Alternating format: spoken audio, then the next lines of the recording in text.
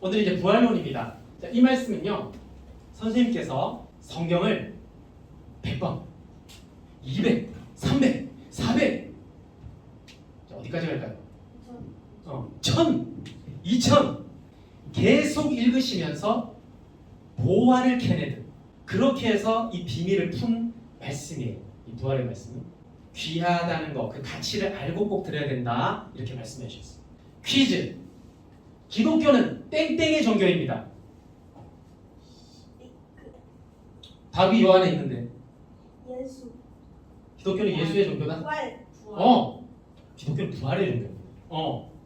기독교라는 종교의 핵심이 뭐냐면 부활이에요. 주님이 다시 오시면 우리를 살려주실 거야. 이걸 소망하고 있거든. 얼마나 대단해. 그럼 사람이 죽어도 괜찮아 봤지? 다시 살아나는데요? 얼마나 기대하겠어, 그날을. 그래서 기독교는요, 이게 엄청난 소망입니다. 그러면 왜 우리 기독교는 이런 소망을 가지고 있을까? 부활에 대한 소망을 가지고 있을까? 성경에 적혀있기 때문입니다. 왜 이런 부활의 소망을 갖고 있다? 성경에 부활된다라고 나와 있어요. 데살로니가전서 4장 16에서 17절에 이 부활에 대한 이 예언이에요. 그러니까 믿고 있어, 이 구절 때문에. 자, 16절 우리 여자면서 읽어보세요. 시작. 주께서 후력과 성령의 소리와 하나님의 남편으로 친히 하늘로 주셔서 강림하시리니 그리스도 안에서 죽은 자들의 먼저 일어나고. 자, 다음 절. 그 후에 우리 살아남은 자도 저희와 함께 그리스도로 끌어올려 공중에서 주의 영접하게 할 길로 위하여 우리가 하였으니 네. 우리가 항상 주와 함께 있으리라. 자, 보세요. 그날이 되면, 그날이라는 건 이제 주님이 오시면 그 말이에요. 주께서 호령과 천사장의 소리와 막 하여튼 그날의 어떤 상황을 묘사하고 있습니다. 그리스도 안에서 죽은 자들이 먼저 일어나는데 무덤 속에 있는 자들이 막 일어나는 거야. 무덤을 막 파헤치면서 관 뚜껑을 열고 막 일어난다는 거죠. 상상을 해보세요. 그리고 자, 그 사람들이 먼저 일어난대. 그 다음, 그 후에 우리 살아남은 자도, 지금 살아있는 자들, 그러니까 여러분들 살아있는데 갑자기 주님이 오셔. 그럼 부활을 해야 되거든요. 그럼 우리는 어떻게 부활해? 구름 속으로 올라가. 공중에서 주를 영접하게 하리라 하시니. 자, 이렇게 돼 있습니다. 이게 부활이에요. 다시 살아나는 거예요. 엄청나지 않습니까? 관뚜껑을 열고 나와. 이장이라 그래. 이장. 묘를 옮기는 거. 우리가 이사 간다 그러죠. 이사. 집 옮기는 걸 이사하고, 이장은 무덤을 옮기는 건데 그걸 해봤거든요. 저는. 저희 아버지하고 같이 해봤어요. 할아버지 무덤을 이제 다른 데로 옮겨야 돼서 파봤거든요. 진짜 그 안에 시체가 뼈만 있어. 뼈도 다 시커멓게 다 썩어가지고 너무 오래돼가지고 그 살은 다 분해가 돼서 없죠. 그런 시체가 다시 살아난다고? 말도 안 된다고 생각하죠. 근데 우리 기독교인들은 그걸 믿고 있다는 거야. 왜? 이렇게 예언이 돼 있잖아요. 성경은 약속이거든요. 이 신약, 구약, 그 약이 뭐냐면 약속이야. 그래서 약속한 거 하나님이 약속해놓고 약속을 하나님이 어기면 안 되죠. 그러니까 이 예언, 약속은 이루어지거든요. 그러니까 이것도 이루어지는 거예요. 자, 이렇게 되겠냐는 거야. 이제 젊은 나이에 죽은 사람도 있을 거고, 그 다음에 나이 들어서 할아버지 그래가지고 죽은 사람도 있을 거예요. 아니에요. 근데 할아버지 상태에서 죽었는데 부활이 되면 이렇게 올라간다는 거야? 그러면 나는 부활돼도 할아버지네. 할아버지 상태로 살아가요? 너무 억울한 것 같지 않아요? 만약에 진짜 육신이 부활하는 것이 진실이라면, 자, 어떤 마을에 하나님을 잘 믿는 한 사람이 있었습니다. 근데 이 사람이 배를 타고 멀리 항해를 합니다. 근데 배가 파손됐습니다. 태풍을 만나서. 그래서 빠져 죽었어요. 물에 오랫동안 그 시체가 둥둥 떠다니다 보니까 막 부패해가지고요, 다 분해가 돼버렸습니다.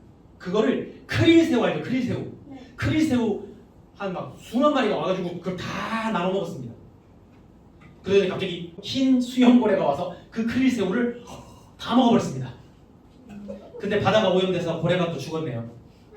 그래서 그 고래가 육지로 떠밀려 왔습니다. 육지로 떠밀려 왔는데 원주민들이 이게 웬 떡이냐 해가지고 그 고래를 다 나눠 먹었습니다. 그러다가 죽었어.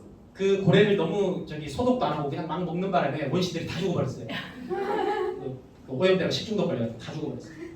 근데 마침 그 다음날 주님이 재림하셨습니다. 그러면 그 맨 처음에 바다를 항해하던 그 사람 그럼 어떻게 부활하는 걸까요? 글쎄요. 먹은 걸 토해내고 막저 고래도 크릴새우 토해내고 크릴새우도 막 토해내고 이래가지고 쭉 해가지고 사람이 다시 부활될까? 있을 수 없는 일이죠. 그러니까 육신 부활이 정말 사실이라면 이게 이렇게 돼야 되거든요. 근데 그런 일이 있을 수가 없잖아요, 맞죠? 자, 그래서 부활의 진짜 의미를 우리가 배워보자는 겁니다. 진짜 부활이 뭔지. 자, 부활은 읽어보세요. 뭐라고요? 다시 살아난다는 거예요. 자, 다시 산다라는 말은 다시 산다? 살아난다라는 건 전제가 뭘까요? 자, 전제라는 말은 여러분 지금 앉아있죠? 여기 앉아있기 때문에 제가 여러분한테 어떤 말을 할 수 있냐면 자, 일어서세요 라고 말할 수 있죠. 근데 여러분들이 앉아있죠? 그럼 제가 자, 자리에 앉으세요. 앉으세요. 왜 안 앉아? 말이 되나요? 아니죠. 먼저 앉아있어야 일어서세요가 말이 맞는 거지. 다시 산다는 거 부활인데 부활이 되려면 먼저는 어떻게 해야 돼? 죽어야 돼. 그렇지. 죽음이라는 전제가 있어야 되는 거예요. 그러니까 먼저 죽은 거야. 먼저 죽었기 때문에 하나님은 우리 보고 부활하라 이렇게 말씀하시는 거거든요. 그럼 우리가 언제 죽었지? 이걸로 이제 알아봐야 돼요. 여러분들은 이 땅에 사는 사람들은 다 죽었었어요. 그러니까 하나님이 다시 살아나라고 하는 거예요. 나 살아있는데요? 원래는 죽었었어.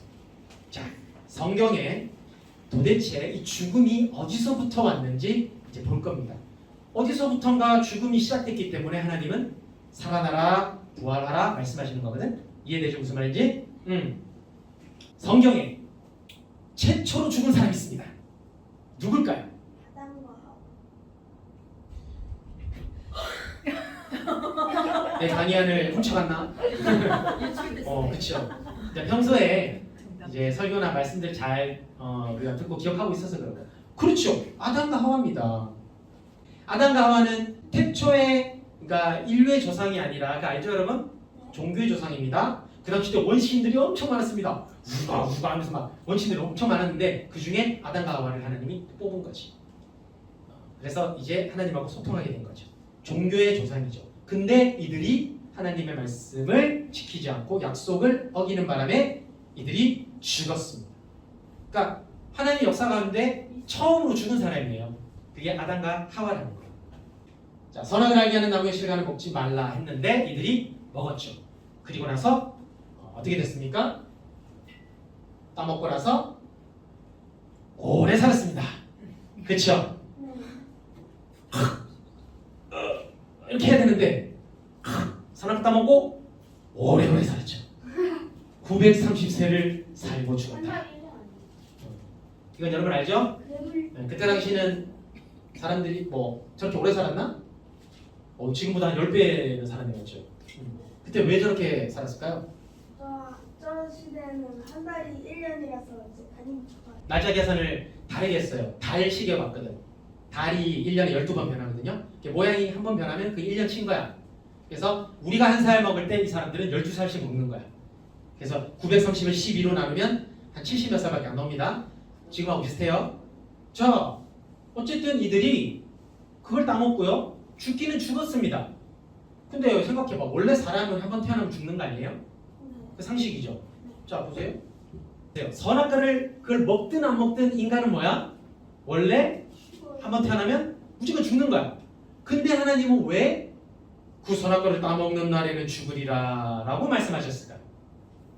영으로. 그럼 그렇죠. 아담과 하와가 그렇게 할 수도 있겠죠. 하나님, 그거 먹든 안 먹든 저희는 원래 죽는데요. 저희 이제 할아버지 할머니 되면 원래 죽는데요. 근데 그거 따먹었다고 뭘 또 죽습니까? 라고 얘기할 수 있겠죠. 그러니까 아담과 하와는 에게 말씀한 하나님의 그 죽음은 뭐예요?